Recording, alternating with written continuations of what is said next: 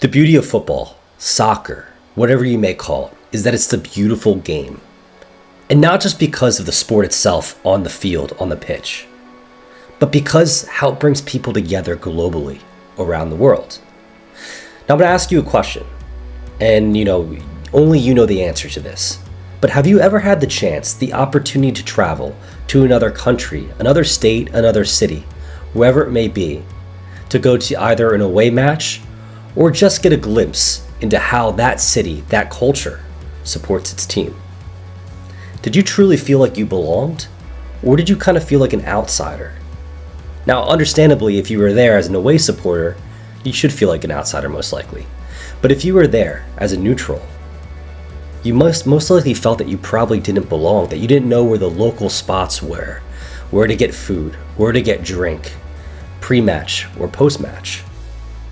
Well, today, on this episode of the Soccer Stories podcast, we're going to be meeting the co-founder of Homefans, Daniel Velásquez, who had this experience. And guess what? So did his co-founder. We're going to discuss Homefans, its business, and how it brings people together all around the world. Football tourism, it's growing like crazy. You've seen it on State of Soccer. And today, you're going to hear from Daniel Velásquez himself, a gentleman who is revolutionizing football tourism like we've never seen before. I hope you enjoy. Hey Brian, how are you? Thanks for the invite. I'm really happy ending the day here in London. So hello from the other side. And yeah, looking forward to the discussion. I've got lots of things to tell, being a fan myself, having built something like Homefans because of that, of personal experiences, and now looking ahead in the future of all the things that we can do with this proposition or this company that we've taken care of for the last years. Well, let's talk about that. I was looking on LinkedIn. Is it over 3 years now that Homefans has been operating? Is that accurate? As a marketplace, yes. We had a previous stint before COVID. I can tell you a bit more about this story chronologically if you want. But let's say that for us, Homefans as it is now with the current business, it's been over 3 years exactly. Okay. This is we're starting the fourth year. And this is a new proposition of authentic sports experiences with a marketplace. It's something new. It's something that we've built based on, testing and trying, getting the feedback of the community. But the most important thing, I guess, is that we still have that inner passion of building something different, something new to solve a problem that we once had as individuals. And sure. I think that's where it fits, and it clicks with what we're doing and the vision that we have, which is basically having sports experiences available to anyone, anywhere, anytime. So what exactly was that problem? You're mentioning the problem that you had. What was it? Well, we are two founders. I think the initial problem, it's good to pay respect to Luke, my co-founder, because he had the really, really specific problem that then I had another one. And once we met, it was like, oh, okay, we have something here. He's a Manchester United fan, but he's Dutch, right? Yeah. And he used to go, as a fan, as a true fan, to Manchester 3-4 times a year, a season, first with his dad and then with his friends. The usual here in Europe, you can go for a weekend over a different country, and go have a cool time following your club or even just traveling for the sake of it. He had everything sorted, as a knowledgeable Manchester United fan, meaning the tickets were sorted, accommodation was sorted, flights were sorted. They had an itinerary. They knew where to go somehow. Sure. But still, I don't know how to explain it to you, but I feel it and I can sense it. Like they still feel disconnected. Like the only time where they felt connected was at the pitch or at the ground. Right? Yeah. But before the game, they were on their own. They went to these places, but they never connected with the local community. Mm-hmm. Over the years, he started meeting more people from the club because of contacts, or I'm staying here or there, or whatever. I know this person, etc. And what happened was that he got integrated into the community, and he started, meeting people. They told him stories. They taught him songs. He started really, really connecting with what the club meant for all of them and for himself, up to the point where actually the performance on the pitch or the score didn't matter that much to him, but more like the people he met, the places they went before the game, and everything around it. He created that sort of network and community with them. And then he thought, okay, actually, this resonates more with me rather than just going for a ticket, a ticket spot. Yeah. Is there something, similar out there that has this, because I would sign up for any other club, etc., if I would love to go to somewhere else, etc. But there wasn't, because basically at that time, when we first started, what we found out was that, yes, in sports tourism, you have different options depending on the geography, depending on the sport, but primarily the focus is on the transactional element. Sorry to be a bit technical here, but just to point out that, yes, you can find on Google, on booking.com, etc., you can find accommodation, you can find flights, and probably you can find different sites or offerings of tickets, how to access tickets, etc., etc. Even starting with the club and or other sports or travel companies. But nobody focused on that other element of connecting with people, of having that experiential component. And there was a gap there. Which is the main element when you're talking about the sport that we're discussing today, football, soccer, the atmosphere, the people-to-people experience. That's what makes this game beautiful, right? So there was a huge hole in the market. You guys fulfilled that gap. Now you've been operating in how many countries? Like what is right now? Bring me up to speed now in 2023 or 2024, excuse me, in January. Yeah, we're in more than 40 countries around the world, primarily in Latin America, Europe, Northern Africa, and a few in Asia. We're present in 95 destinations. Soccer, as you call it, or football around here is still the main sport, because we wanted to start with a beautiful game. It was linked to us. With the personal experiences that I also had during the World Cup that I can tell you later on. And let's say that there's a lot of room there to grow. Even if I think of the US, which we haven't tapped into yet, but it's in our plans. Even started with soccer and then tapping out or extending that scope to other sports, because you're really, really good at those, NFL that we were discussing, NBA, professional sports, college sports, etc. Like we truly believe that there's a lot of room, to operate with this proposition of authentic sports experiences. Right now, 93% of our listings are in soccer, but we're expanding into other sports, primarily, as we mentioned and discussed internally of the record, basketball and some others. And I can walk you through on what we do, especially for you and your audience. And you'll see that there's a sort of pattern that can be replicated amongst other sports. In the end, there's sort of important element of experiencing what Luke experienced, or what I experienced as well during the World Cup following Colombia, my home country, which is going to a place, meeting people, connecting with those people, understanding what they do, their rituals, being immersed in that situation, and going to a match. But also it can be taking part in different types of experiences, like not necessarily going to a match, but understanding more from a cultural standpoint, or mixing sports with gastronomy, mixing sports with participation. So all their different types of experiences that we offer on the marketplace. Exactly. It opens up the doors to so many experiences. So for anyone who's listening right now or watching and you're familiar with State of Soccer, my channel on YouTube, you might have seen my Argentinian content. That was all because of Homefans. So if you've been plugged in the channel, I went to multiple matches in Argentina, and I'll be honest, at first I was, a little hesitant, a little nervous. Never been to a match in South America, but Homefans made it so simple and so easy, and the experience I had was top notch. It was first class. It really was. I saw River Plate win the title in the Argentina Premier Division. I saw multiple other matches mid-table, relegation battles. But the hosts, let's talk about that. And I almost said fans, but they are fans. The hosts of those clubs, they're kind of the glue to all of this, aren't they? Like, talk a little bit about how you get in contact with those hosts, and what element they bring to the match day experience for any Homefans, people who are participating in Homefans.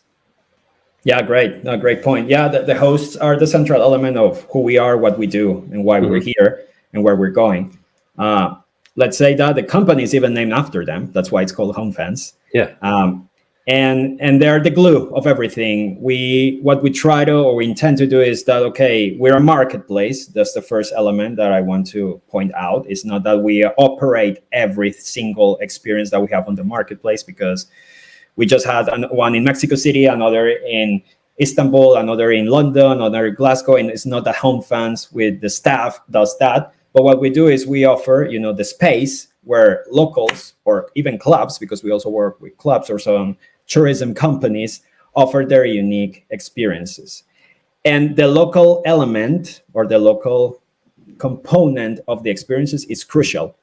Basically, by the rule of thumb, because I live in London, I'm Colombian, I could I could get away with hosting people here in London, I could get away with hosting people in Colombia, but I don't know anything about Argentina, or not much, Yeah.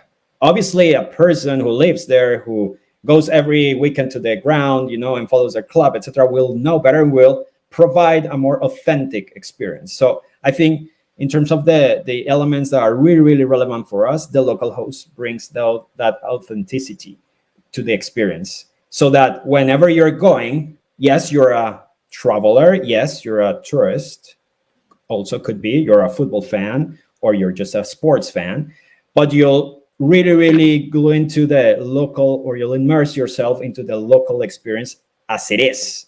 We're not Sure. faking anything. You're just going with them and doing it the local way, the authentic way. So locals are really, really important. And what we've done since the beginning, because we started this during COVID, the marketplace, what we did was a really thorough and comprehensive process of obviously recruiting in a way the different hosts in the different locations where we were putting our efforts on, and try to understand obviously who they are, what they do. If obviously we need to verify a lot of things, make sure they're who they say they claim to be, that they're not going to do anything wrong, etc. But on top of that, it was more about the authenticity of their story, why they're doing it, who they are they really fans, And fortunately, what we've done across all these different countries, people who see it as, as something they love to do, but on top of that, we're also contributing to their economic development. And it's something that I told you before, especially in some countries where this side gig is becoming even their home, or the main income sort of source for them, Mm-hmm. doing what they love. I mean, if you think about it, it's great. Imagine if you're in the States and you're following your team, etc. You're anyways going to the ground, and you're just gonna tag along people. You're gonna meet people. You're gonna have a good time. You're gonna show them and tell them stories, etc. And on top of that, you're getting money for it. So it's a great combination. And what we've done is creating a process, a model, or what we call in business terms a playbook, whereby we understand who we want, how they can be acquired, or how can they be onboarded on the platform. And there are different things, especially word of mouth is a big one right now. Mm-hmm. The word gets spread out, and those network effects help. And then it's more about sort of bringing them in the community. We do a lot of things with community, like barbecues in the different countries, different virtual, because we're all around the world, although we have local staff in different countries, virtual gatherings, try to keep up with them, and try to provide also a community sense in what we do as Homefans, and not just another number that signs up, logs in, takes the money, and goes out. I noticed that when I was there, going from club to club. I think we went to, I want to say 5 or 6 matches while I was down there. It was a fantastic experience. I even got a chance to go to Uruguay. Went to did a couple stadium tours there as well. The hosts know each other. They do, because they did have. I remember Valentin, I believe, the host of Huracan, was talking about a barbecue that took place and getting to know other hosts. So you're exactly right. I think that's a crucial component of it, because I think they all kind of share experiences with guests, and the ideas, and the gastronomy side of it too. You talked about food. Yeah. I had the experience of pre-match having different types of food that I otherwise wouldn't have been aware of. So that was really cool. I kind of, in some respects, I don't know if you were ever familiar with the show Parts Unknown, Anthony Bourdain. It was, No. So he was a famous American journalist who was actually wrote a New York Times bestseller. It's called like kind of about the underbelly of restaurants in the United States, but he paired that with travel. So his passion was food and travel.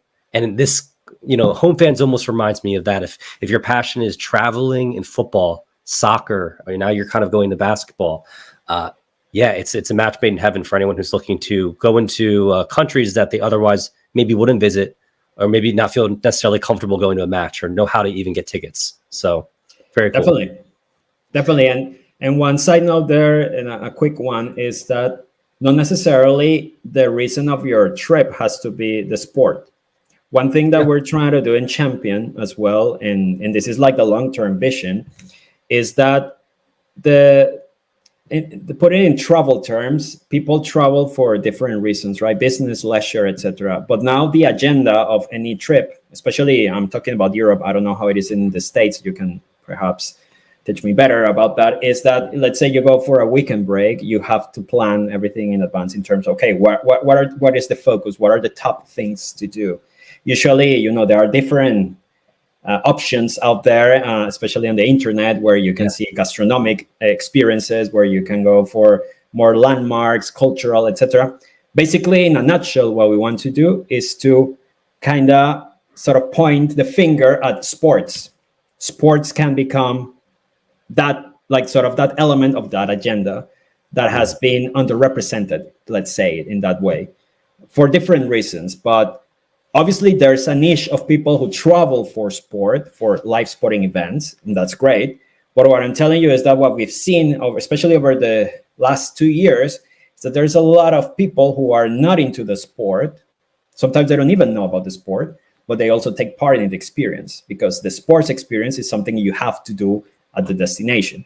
And what we try to do is to make it emerge and make it more relevant for all the different eyes that are going to a destination and saying, hey, listen, obviously, if I'm going to Argentina, for instance, I'm thinking about asado, barbecue, but I'm also thinking about football. But if I'm going to Hungary, where we are, it's great to see all the cultural things, that beautiful city, Budapest, etc. But also, one thing to do is going to a Ferencváros or a Újpest sort of match, as an example, and there are different examples. So that is something that we're really championing as a long-term vision, that sports become part of that agenda, that anyone can think, okay, I'm going for cultural walking tours, etc. But also, actually, I could also go to a match or take part in a sports experience whilst I'm there.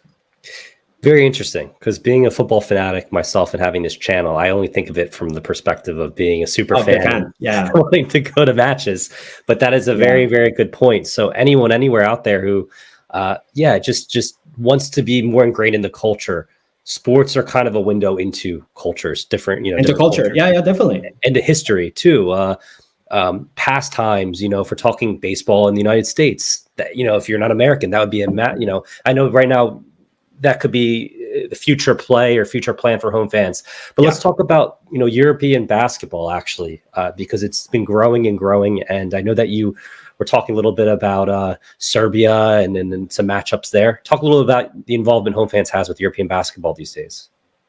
Yeah, like basically in terms of that playbook that I mentioned before, what we say, okay, when we started Home Fans, we have this idea of authentic sports experience. We have to test it out first. It worked. It was driven by basically 2 or 3 elements. One was the sport. It was football, all the reasons we've already discussed. Second, it was a geographical sort of plan where we would jump from city to city and start growing and replicating what we call the playbook. We decided to go for Latin America for various reasons, but, one, the appeal of the destination in just recent post-COVID times, looking at the European and American sort of travel sources, because most of our travelers are from North America and Europe. People tend to travel to different places, obviously Europe as well, but there was, at least here in Europe, there was a lot of people going to Southeast Asia, and Asia was really close during COVID, and after COVID, it took them a lot, to open up the borders, whereas Latin America was a bit more open, etc., and it started to become, a more sort of exotic or hot destination. So we mixed it as well with travel trends. And we decided that, okay, the combination of that travel trend plus the appeal of, in this case, what you experience with Argentinian football, etc., gave us the sort of the kickoff for us to start there and then replicate it all across the world. And then the third lever is other sports. And what we did basically was to identify the different needs and what people started wanting on the demand side, and also what the hosts or the clubs we work with could offer on the supply side. So actually what we're doing in basketball has now transcended Europe. It's also in Latin America. So especially in Argentina and Brazil, we have also basketball experiences. And in European countries like the southern ones, Spain, Italy, and Eastern European ones, Turkey, Greece, the Balkans, there we have a good combination because basically it's a combination that we were already there with soccer. And on top of that, for instance, if I tell you about what we just discussed with Serbia, basketball is even more popular than soccer there. Lithuania, countries like that, Lithuania, etc. So it was a match made in heaven in a way. And what we say, okay, let's just switch it on, and it's working really, really, really nicely. We have had some other more organic things, like for instance, I can tell you in Czech Republic, and it was let's say that in the Scandinavian countries, but basically in Czech Republic we had a lot of ice hockey as well, which was nice. But this is basically a small glimpse of what we're intending to do on a more sort of a combined efforts of Homefans, which has specific development or growth sort of avenues of what we're doing. Because on one end, we're still replicating that playbook in different cities. So what you saw in Argentina was a lot of hosts, a lot of experiences working alongside different stakeholders, not only the host but the clubs, tourism bureau, etc., and that we've replicated in other countries. Well, we still have to do that in other cities, because if I tell you about Budapest, for instance, we have a minimum viable number of supply, which is, yes, we can offer, the games, etc., but it's not with the same density as with Argentina. So we're still growing and jumping city by city on one end. The second one is the sports, and we're doing on a product standpoint and tech standpoint. Don't forget that we're a tech startup as well. Yeah. So we're integrating a lot of offering of different sports. And what we're trying to do is, okay, now that we tested this out on a more organic basis, looking at what people wanted based on the geographies we were, now we're going to integrate a lot of sports and, even American sports, motor sports and other, and identify where people, are trying to get or go to more. We have some hunches, but we will have to test it and verify them. And based on that, the other sports sort of lever will continue on the path. And the last one is the product category, which I think will come soon after. Sure. And it's basically, as I mentioned beforehand, the most prominent product or experience that we have is going to a match, especially with a local, or going to a match. But there are other avenues. We're starting to see a lot of VIP exclusive experiences, and we're working directly with clubs, starting in the geographies where we are stronger, let's say, having this unique experience, money can buy experiences, meeting players, etc. So those are more like unique VIP. Other ones is more like participation. So you can take part. It's not going to see an event, but take part in an event. Or lastly, also athlete-led experiences, which are a bit more exclusive, etc., but could be really, really cool. So there are different avenues of growth, but what we are aware of is that we need to, do it step by step. And what's working right now is so far, let's say what we've done has made sense. Yeah. And what we're intending is more to expand rapidly. And actually, we're starting to think even of getting external investment, etc., to accelerate that. So taking part in the experiment, what did you experience? Excuse me. What did you mean by that in particular? Participation experiences, like imagine a surf class. You taking part in a surf class rather than going and watch a surf event. Interesting. Okay, so you kind of pair whatever event there is possibly with an experience. Yeah, that's a bit of the whole vision. Obviously, as I mentioned, there are pieces of the puzzle. Right now, the ones that are working really well is the geographical growth, expansion, with soccer as the main driver, let's say. Sure. Adding now the new puzzle, or piece of the puzzle, which is the other sports. And then the other product categories can be added up to those. We're aware of how it goes, because I can tell you a lot of ideas and it will be a bit confusing. So it's basically step by step. That's what's worked for us. Really, really, really focused, with the same vision, of course, of putting sports experiences up there, in for everyone, and in the agenda for everyone. Okay. Well, if you ever make your way to the U.S. with Homefans, I know a guy who can cover Philadelphia Union MLS soccer. So keep me in mind. The U.S. is actually the cherry on the pie for us in terms of our first sort of route, which is a geographical expansion. We do see a lot of appeal with the proposition of what we have, working alongside locals, but also clubs. The professional and college sports are really, really interesting with the multi-sport offering. We're here between you and me. We're trying to do something nice for the next season, starting with soccer, in a city that probably a lot of people can think of because of the relevance of that city and the players who are there. So, and what we're trying to do is basically, test that out. We have already everything sorted supply wise. It's more testing out the demand, and then actually even consider opening up the different other sports. And if it goes well, okay, this is a test, this is a proven concept, then we can replicate it within the US. We do see the US a bit different than the other territories, especially because of the size of the market. We're trying to have it take it carefully, but we're really confident that it's the future for us. In a lot of the United States, it's always interesting too with the tailgating component. I think that if you're looking at college sports and Europeans or wherever you are in the world, you've watched a lot of American movies and you see that collegiate experience. People might want to experience that too. Big football game, American football game, Alabama, Penn State. I could see that being a massive hit potentially down the road.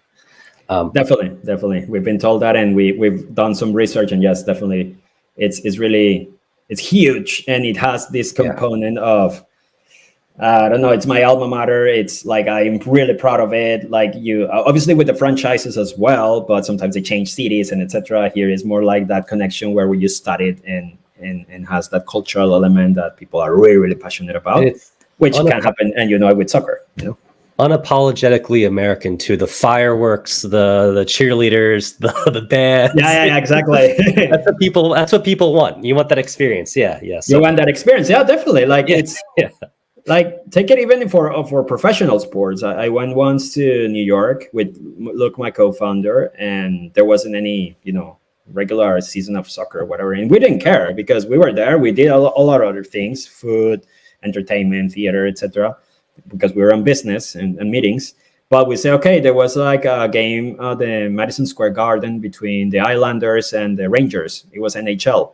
It was a derby. Like, we were, okay, it's a derby. Yeah. And we went. I have some knowledge about the sports because I was raised in Colombia and we watched a lot of sports through ESPN or whatever. But let's say that I didn't know all the different elements of the sport, but it was enjoyable. It was a good experience, and I didn't understand half of it, but it was cool. So it's the same. Like, if you go there, you go for the whole package, like understanding more about the sport, understanding more about, the fan base, etc., the rituals, but also about the show and the entertainment around it. And I'm assuming you're at Madison Square Garden too, right? So that's exactly. One of the most famous arenas in the world, and then you can in the world learn about the history of the artists that have played there and all the special events that have taken place there over the years too. That's a different component outside of just the game in itself that you can learn about. Definitely. It's exactly what we're intending to do with Homefans and what we're doing, and which is, if you're going somewhere and looking for things to do, you have your own specific things that you have to see, and sports can be a part of it. Like, yes, Madison Square Garden is a venue and it hosts not only sports, but also music and other different types of entertainment. But it's actually that, like, stadiums can also become an entity within this, and they have to become like these sacred places where you have to go and tick it off your bucket list, for instance. So it combines different elements there as well. Exactly. Well, take us to Colombia. I want to hear about your, what's your favorite football team? I support América de Cali. Okay. They're from my hometown city, which is Cali. It's the third largest city in Colombia. We've won 15 championships. We are bullied sometimes because we were in the second division for 5 years, and we're one of the top three biggest clubs in the country, but we had a lot of economic problems in the 2000s, 2010 or something like that, 2009, etc. And yeah, I mean, we just won 2 championships in the 2020s. The last one in 2021, if I'm not wrong. 2020 was during the pandemic, so I'm sorry I forget about that because of those years that were a bit off. And yeah, Colombia is a great place to be. I just came back from Colombia, visiting the family, etc. There's lots of things going on, not only in sports, but as a touristic destination, fortunately, because I couldn't have told you this, I don't know, 10, 20 years ago, where it was a bit dangerous. Right now, it's one of the top places to go in Latin America. Lots of different things in cities, beaches, adventure, sports, etc. And with Homefans, we're there as well. Medellin, which is the second largest city in Colombia, I would say is the top one in terms of, and it makes sense with what I've told you before, because of tourism. I had just been in Medellin actually for a weekend. I loved it. I hadn't been there for more than 10 years, and I understand why people are going there, amongst many reasons. But football-wise, like that's the city where we're concentrating most of the bookings. And let me tell you, it's Nacional. That's Atlético Nacional, which is I don't like him, but let's say that they're the top club in Colombia because they've won 2 Libertadores, 17 titles, I think, something like that, or 18. Can't remember. Sorry, I don't care how many, but more than us, basically. And yeah, they're the largest team. However, they've lost a bit of weight because they were funded by a big corporation in Colombia. They have different companies, etc. And now they've changed a bit of the business model, so they're a bit more humble right now. But yeah, Nacional. But you know what? Like it, regardless of who plays, it's more about the excitement of the game experience. Sure. And people tend to go there because there's a lot of, digital nomads. There's a lot of people traveling across Latin America. There's families, and they just want to go because it's one of the top things to do. Like I just did one of the top things to do there as well, which was going to a place that used to be really dangerous called Comuna 13 or Comuna 13. And it's like one of the poorest neighborhoods in Medellin. And they changed it completely. And now it's the top tourist destination. So if you go to TripAdvisor or whatever, you will see, okay, things to do in Medellin, but also going to a football match is part of it. Let's say top 10 things to do. So a lot of people are going there just because of that, or some are going because they really like football or soccer and they want to attend a game. And the stadium is nice. One of the good things that we've seen with reviews that people have been positively sort of felt that it was the stadium with more women they saw in many countries, actually. And yes, women in Medellin and in Colombia, they tend to attend the games and etc.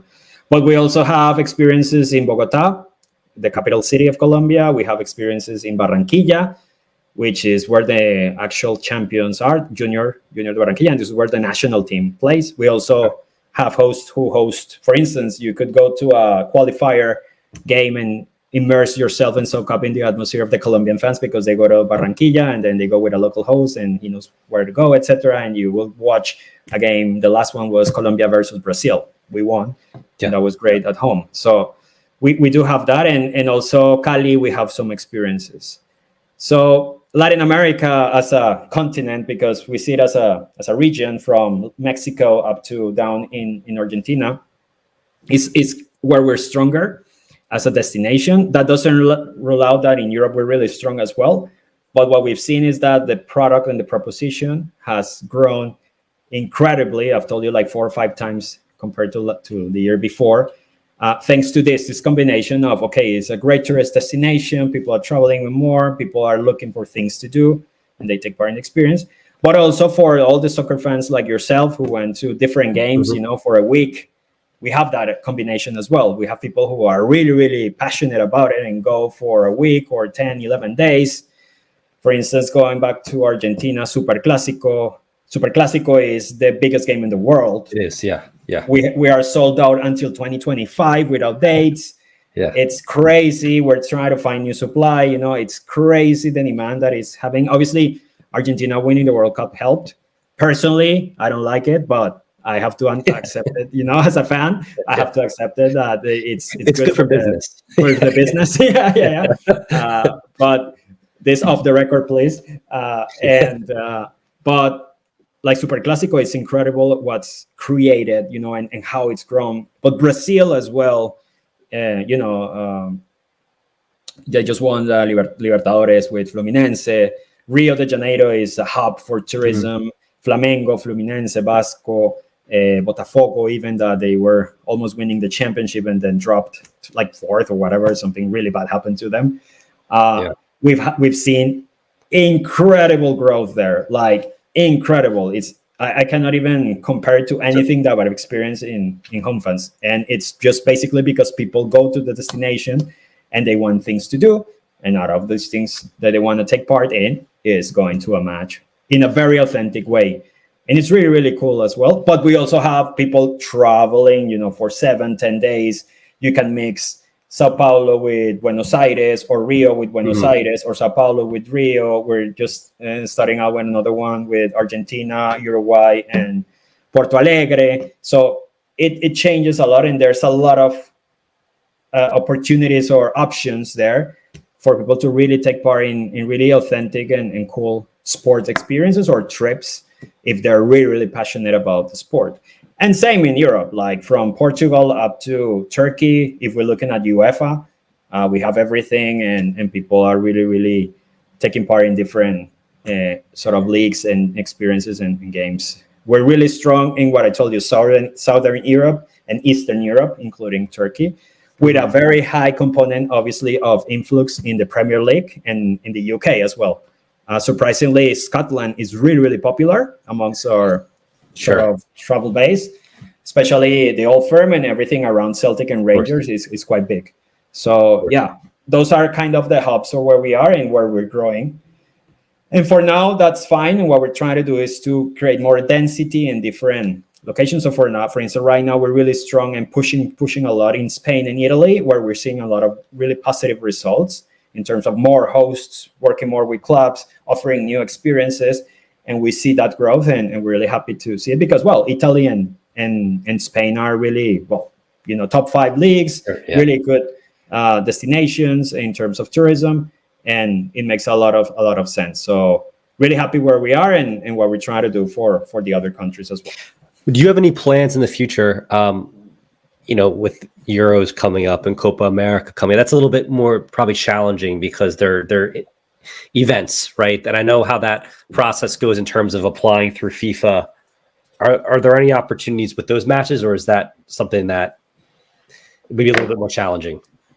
It's a bit more challenging from the IP perspective, let's say. Sure. But we're working with partners who have access and are sort of authorized to do it, and see how we can work together. So that's the way of doing it. Right now, we're more focused on the club level, but we've started with working alongside the local FAs, let's say, or the leagues, working with with the qualifiers. Sure. But a totally different thing is a tournament. Like Copa America, we're looking at it like it's this summer. Obviously, Euros, I don't think it's happening because of that. Like, you have to be authorized by UEFA. Yeah. But with Copa America, we're looking at options, legal options, of course, and totally transparent and legal, of partnering up with players who are authorized so that we can provide this unique experience for that tournament, which is going to happen all across the US. And I'm pretty sure it will be really, really cool for you guys there. I'm looking forward to that myself. Okay, so let's do this. We're going to close off the show in a second, but I kind of want to, if I'm looking for a football experience, let's say football now, I know it could be basketball and you're branching to other sports, but football experience in Colombia, and I live in, let's just say, New York City, and I see a flight the Cartagena that's, they're actually not that expensive. Believe it or not, I mean, it's all relative, but you would be surprised when you look at Colombia. Yeah, it's cheaper than a domestic flight sometimes. Yeah. I could fly to Pittsburgh for $700 or Cartagena for $545 round trip. Yeah. And that's real. That's a real potential price. I'd say, okay, I want to go to Cartagena. Now I'm interested in Homefans. Where would I go? How would I book a trip? If you can kind of walk me through that. Yeah, so on Homefans, if you go to the site, which is homefans.net, there are different ways to search or look for it. Basically, what we've done in terms of another product improvement, because of the gaps that we found in the market, is that if you think of the traditional travel sites, platforms, I'm not going to name them, but you know many, especially in the US, they're usually looking at when is your trip starting, when is it ending, and where are you going, destination-wise. But for some people, let's say, especially mostly the sports fans, they would also be glad to see and search perhaps per club.